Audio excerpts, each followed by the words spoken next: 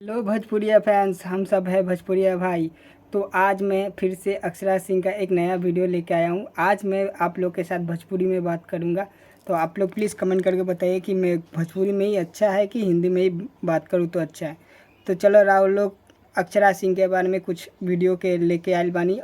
बताए जाता नहीं कि अक्षरा सिंह का जो नया वीडियो आवे वाला बा वो बा मिलन गावा के साथ।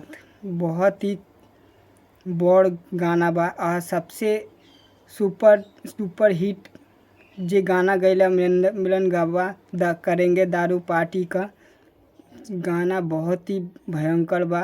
और जे सुनी गाना रिलीज़ होए वाला बा तनी देर ही लागी, लेकिन ये गाना जल्द ही आवे वाला बा। थोड़ा सा हम क्लिप दिखा देतनी जो अक्षरा सिंह अपन ऑफिशियल इंस्टाग्राम में छोड़ले वाली।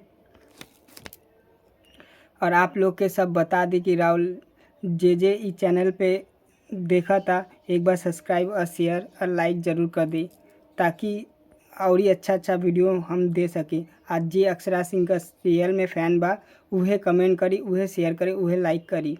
काहे देख अक्षरा सिंह एक सिंपल गर्ल बिया और अपना लाइफ के बहुत अच्छा से जिएले, वो केहू विवाद में ना पड़ेले।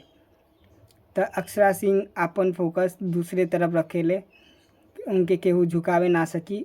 आज तक ऐसा नहीं केवल कि केहू उनके झुका देले बा, शेरनी ऐसे नाम ना देवल गइल बा।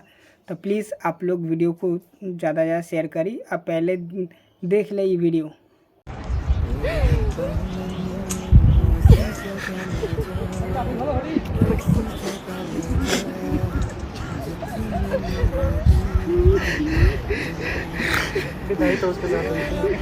वीडियो तो आप लोग देख लेनी। ई नया गाना का शूट चला था, अभी फ़िलहाल शूटिंग ख़त्म हुई बा, अब गाना लॉन्च होए वाला बाटे।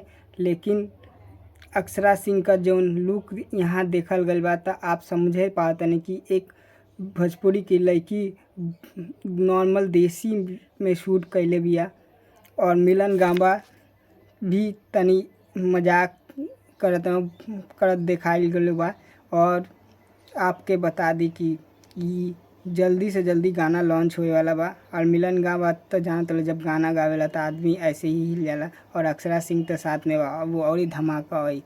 तो चिंता मत करो जाए, गाना जल्दी आवे वाला बा। बस आप लोग का प्यार और आपका दुलार चाहिए। हम वीडियो बहुत कम छोड़त नहीं क्योंकि अभी तनी दिक्कत चलता, वैसे वीडियो अपलोड नहीं की कर पाओ। लेकिन जब टाइम मिली हम वीडियो अपलोड कर दी।